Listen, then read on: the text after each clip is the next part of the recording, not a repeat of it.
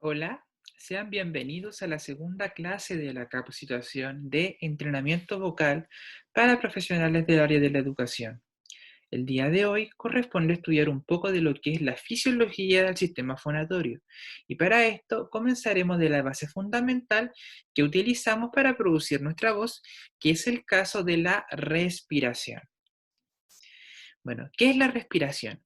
La respiración es una función muy importante que interviene directamente en la producción de la voz hablada y su disfunción puede conllevar a que éstas se alteren o modifiquen la morfología y postura de los órganos fonoarticulatorios, que lo que hablamos en la clase de anatomía del sistema fonatorio son todas estas estructuras, músculos, huesos, cartílagos, articulaciones, nervios, venas, arterias, que conforman la cabeza y el cuello.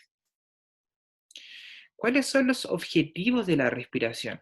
Bueno, primero tenemos el intercambio gaseoso, que se refiere al intercambio de oxígeno y dióxido de carbono dentro de los alvéolos pulmonares. La respiración interna, que también hace referencia a este intercambio de gases dentro de los pulmones. La respiración externa, que se refiere al ingreso y salida del aire desde la nariz a los pulmones o viceversa. Y también tenemos la función de energía aerodinámica, que se refiere a la interacción entre las energías que se producen entre los músculos que participan en la fonación y el flujo de aire que sale desde los pulmones hacia la cavidad oral cuando producimos nuestra voz. ¿Cuáles son las funciones de la respiración? Bueno, la respiración tiene cuatro funciones básicas. La primera de ellas es la función adaptativa, que básicamente se adapta a las funciones fisiológicas de los seres humanos. Ya es una función muy general, o sea que es la que se utiliza cuando nosotros hablamos, cuando nosotros cantamos, cuando nosotros respiramos, cuando nosotros bostezamos. La función adaptativa es aquella que engloba todas las otras funciones de la respiración. También tenemos la función indirecta, que es aquella que se involucra en el habla, en el canto y en el ejercicio. Tenemos la función voluntaria, que es la referida al acto de respirar, ¿ya? ¿Por qué es voluntaria? Porque nosotros somos los que decidimos si respiramos o no. ¿Ya? Nosotros podemos aguantar la respiración. No es una función involuntaria, por decirlo de alguna manera. Es una función que depende netamente de nosotros para que funcione. Y también tenemos por último la función refleja, que es la que genera la tos, el suspiro y la deglución. Ya. Volumen respiratorio.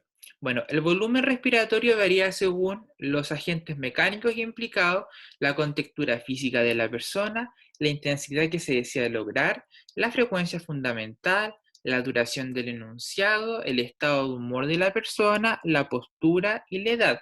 Básicamente el volumen respiratorio hace referencia al aire que tenemos dentro de los pulmones y que va a variar según la función para que lo estemos utilizando. Por ejemplo, acá en la tabla podemos observar que en la respiración tranquila utilizamos de un 10 a un 15% del volumen de aire, ya que tenemos en los pulmones. En la respiración hablada ocupamos de un 30 a un 60% de aire que tenemos en los pulmones y ya en la respiración cantada utilizamos hasta un 80% de aire que tenemos en los pulmones, ¿ya? Entonces, entre mayor es la demanda, por ejemplo, al cantar o al hablar, mayor va a ser la cantidad de aire que utilizamos y que necesitamos para poder realizar esa función. ¿Cuáles son las estructuras anatómicas que están implicadas en la respiración? Bueno, en primer lugar tenemos la cavidad nasal. ¿Cuáles son las funciones de la cavidad nasal? Primero, conducción del flujo aéreo, filtrar partículas mayores a 15 milímetros a través de estos vellos que hay dentro de la cavidad nasal, ya que van a sostener, que van a como agarrar todas estas partículas para que no ingresen a la vía aérea inferior, ingresar el aire desbacterizado gracias a este filtro que se realiza de las partículas cuando nosotros respiramos, la humidificación del aire, ¿ya? Y también es importante destacar que el aire que ingresa a la vía aérea inferior, es decir, a los pulmones, va a 37 grados, ¿ya? Es decir, que es aire caliente. También tenemos la cavidad oral, que su función es conducir el flujo aéreo por la vía oral, y si la respiración tranquila es por esta vía, se considera un patrón respiratorio patológico. Cuando nosotros utilizamos la cavidad oral, por ejemplo, cuando nosotros cantamos, es más fácil para los cantantes ingresar rápidamente el aire por la vía oral cuando están cantando a ingresarlo por la cavidad nasal.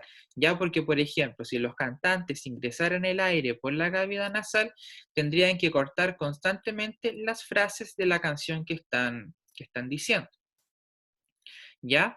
Entonces, si la respiración tranquila es por la cavidad oral, se considera un patrón respiratorio patológico, o también lo que se denomina síndrome de respiración oral, que genera una serie de alteraciones anatómicas en las personas que lo poseen. ¿Ya? Alteraciones anatómicas y alteraciones en las funciones del sistema estomatognático. También tenemos la faringe y la laringe, que conducen el flujo aéreo desde la cavidad nasal u oral a la vía aérea inferior o viceversa. Y también hay que destacar que la faringe se divide en tres partes. Tenemos la nasofaringe, que se relaciona con la nariz, la orofaringe, que se relaciona con la cavidad oral, y la laringofaringe, que se relaciona con la laringe. ¿Ya? Y también la faringe y la laringe se involucran en las funciones de respiración y la deglución, y también cumplen funciones inmunológicas. También tenemos la tráquea y los pulmones, que se encargan de conducir el aire, humidificar el aire, calentar el aire, almacenar el aire dentro de los pulmones, ¿ya? Y el intercambio gaseoso, que como nombré anteriormente, hace referencia a este cambio que se genera dentro de los pulmones de oxígeno y dióxido de carbono. ¿Cuáles son los músculos que participan en la respiración? Bueno, los músculos se dividen en dos. Vamos a tener músculos inspiratorios y músculos expiratorios. Los músculos inspiratorios son aquellos que aumentan el volumen torácico en sentido vertical, lateral y anteroposterior. ¿Qué tenemos acá? Tenemos el músculo diafragma, que yo creo que el diafragma es un músculo que todos conocemos.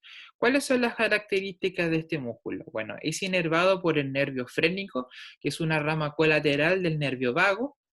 Es un músculo tendinoso. En reposo fisiológico se presenta elevado y presenta dos cúpulas semicirculares, como ustedes pueden observar en la imagen. En contracción adopta una configuración plana, haciendo que el contenido se disperse adelante y hacia abajo, es decir, el aire se dispersa hacia adelante y hacia abajo, y tiene una acción de un 60 a un 75% en el cambio de volumen. Por eso se considera el principal músculo de la respiración. Este es el principal músculo que participa en la respiración cuando nosotros hablamos, cuando nosotros cantamos y cuando nosotros hacemos ejercicio, por ejemplo. ¿Ya? Es por eso que tiene una gran acción en el volumen pulmonar. También vamos a tener los músculos intercostales externos. Los músculos intercostales externos son aquellos que se ubican entre las costillas. Son 11 de cada lado, se mueven en sentido oblicuo de superior a inferior, empujan el esternón hacia adelante y las costillas inferiores hacia abajo. Las fibras anteriores de los músculos intercostales externos aumentan el diámetro anteroposterior. También tenemos los músculos intercostales internos, que son aquellos que también se ubican entre las costillas, pero más hacia la región interior, por decirlo, más a la parte visceral. Son 11 de cada lado. Se ubican debajo de los músculos intercostales externos, y su porción cartilaginosa actúa sinérgicamente con los músculos intercostales externos. Es decir, su función no se separa, sino que actúan paralelamente cuando nosotros respiramos. También vamos a tener musculatura accesoria, y principalmente los músculos accesorios van a ser dos: el músculo esternocleidomastoideo, que es aquel que vemos en la imagen, que se ubica en el cuello, y los músculos escalenos, que se ubican en la región posterior del cuello. ¿Cuáles son las funciones? Ascienden las costillas superiores y la clavícula, adelantando el esternón y aumentando el diámetro anteroposterior. Los músculos accesorios son aquellos que se ocupan cuando hay un patrón respiratorio patológico, que es lo que vamos a ver en unas diapositivas más adelante. Y también vamos a tener los músculos expiratorios, ¿ya? Que son aquellos que reducen el volumen pulmonar.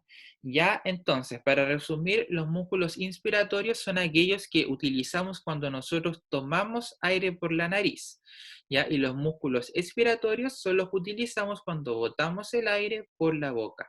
Es por esto que reducen el volumen pulmonar, como que achican la cavidad torácica. Y los inspiratorios aumentan la cavidad torácica. Aquí también vamos a ocupar los músculos intercostales internos, pero acá va a cambiar su función, ya que en la expiración van a descender las costillas y las van a llevar hacia adentro. Y también van a llevar la caja torácica hacia abajo. En la expiración vamos a ocupar también los músculos de la pared abdominal, que van a ser el músculo oblicuo interno, el músculo oblicuo externo, el músculo transverso y el músculo recto del abdomen. ¿Y cuál va a ser su función? Llevar la caja torácica hacia abajo y adentro, aumentando la presión intraabdominal, es decir, para botar todo el aire que queda dentro de los pulmones al finalizar la expiración.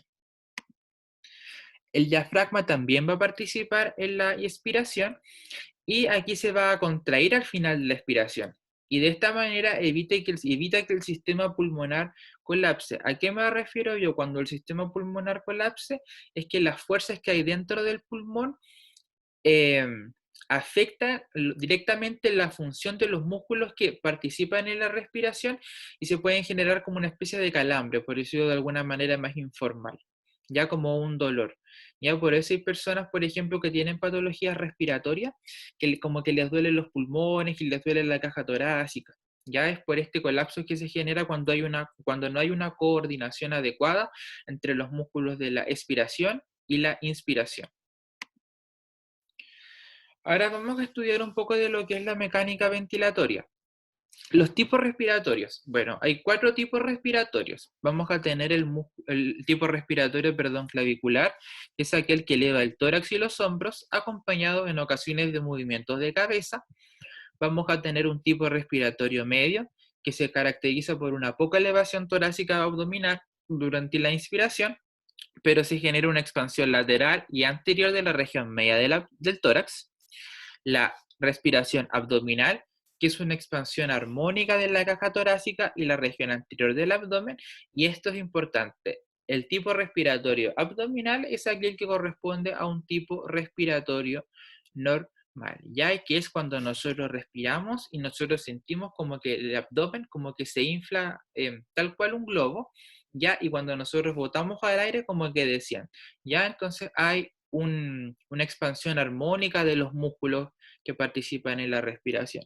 Y por último vamos a tener también un tipo respiratorio invertido, que aquí existe una falta de control de los músculos respiratorios, se contraen simultáneamente los músculos inspiratorios y los músculos expiratorios. Y el tipo respiratorio invertido es muy clásico en personas que tienen alteraciones neurológicas o que sufren, por ejemplo, un accidente cerebrovascular. Modo respiratorio.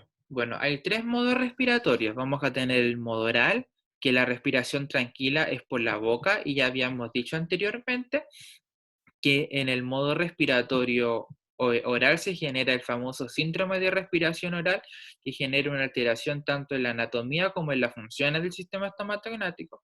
Vamos a tener un modo respiratorio nasal, donde la respiración tranquila es por la nariz y corresponde a un patrón respiratorio normal.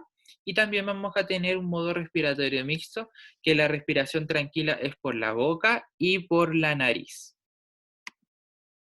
Ahora vamos a hablar un poco de la fisiología del sistema fonatorio. Bueno, básicamente la voz se produce por la interacción entre los sistemas resonancial, el sistema fonatorio y el sistema respiratorio.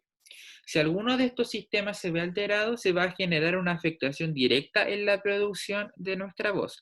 ¿Ya? Entonces, para que haya una voz sana, una voz eufónica, estos 3 sistemas tienen que estar en equilibrio. ¿Ya? Vamos a hablar ahora un poco de las teorías que explican la producción de nuestra voz. Primero vamos a hablar de la teoría mioelástica aerodinámica. Ya la teoría mioelástica aerodinámica es una de las principales teorías que explica la producción de la voz y fue propuesta por Ewald en el año 1898. ¿Ya? Plantea que la fonación tiene su origen entre la acción recíproca de las fuerzas musculares y la presión de la corriente de aire exhalada. ¿Ya? Este movimiento de aire exhalado, es decir, que este aire que sale de los pulmones, activa la glotis y se denomina teoría mioelástica aerodinámica. ¿Ya? Los pliegues vocales se abren gracias a la presión subglótica que se va desde la zona inferior, que es una zona de alta presión, los pulmones, a superior, que es una zona de baja presión. ¿Ya? Es decir, que los pliegues vocales básicamente se abren por una fuerza que viene de los pulmones, donde los pulmones tienen mucha presión de aire, se eleva este aire, abre las cuerdas vocales y sale por la nariz o por la boca, que es una zona de baja presión. ¿Ya? Para generar presión subglótica se requiere que la glotis oponga resistencia al paso de aire, ¿ya? Ahora, esto también es importante. Cambios en la geometría de la glotis o en las propiedades viscoelásticas de esta afectan la presión de aire que se necesita para realizar la fonación. ¿Ya? Entonces, por ejemplo, cuando nos enfrentamos a una patología vocal, como es el caso de, no sé, un nódulo bucal que afecta directamente la geometría de la glotis, se va a afectar la producción de la voz y claramente no va a salir de manera adecuada, ¿cierto?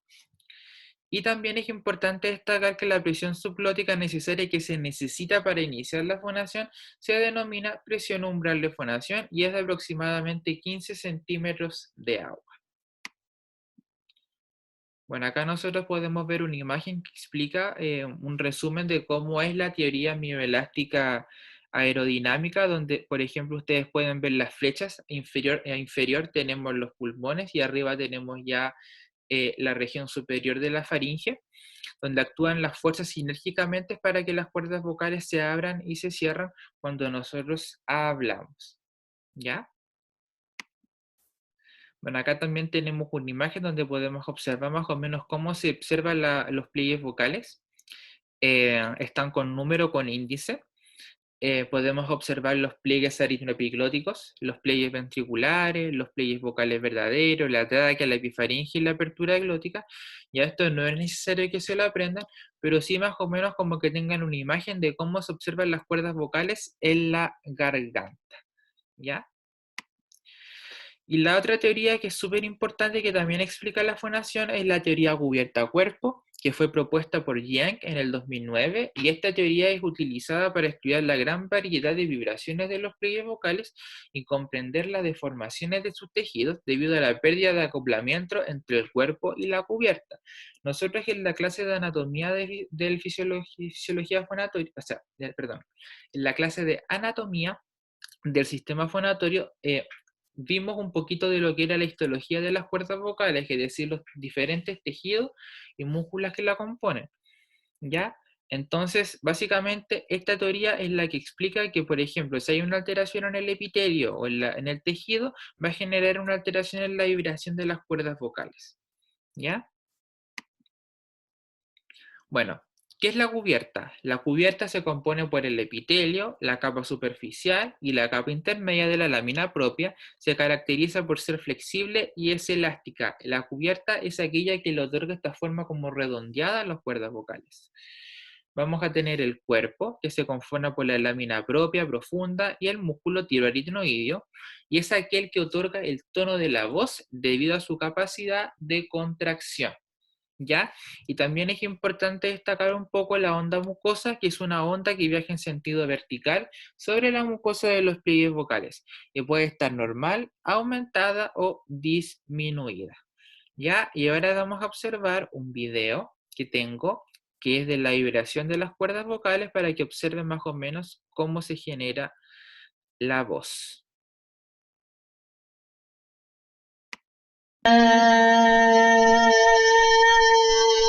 Ya, si ustedes se fijan acá, los pliegues vocales se están abriendo y están cerrando, y si miran detenidamente, mientras vibra se genera una pequeña onda, ya en sentido vertical, que va desde la parte del medio hasta la región lateral, ya esa es la onda.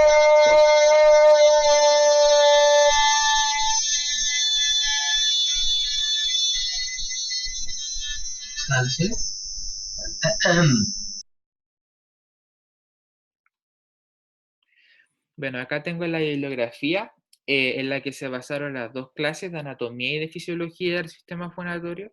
Espero que haya quedado clara un poco el funcionamiento de este sistema, que les va a ser súper útil cuando nosotros hagamos los ejercicios porque los vamos a ocupar. Y eso, que les vaya súper bien en la prueba y estudien harto.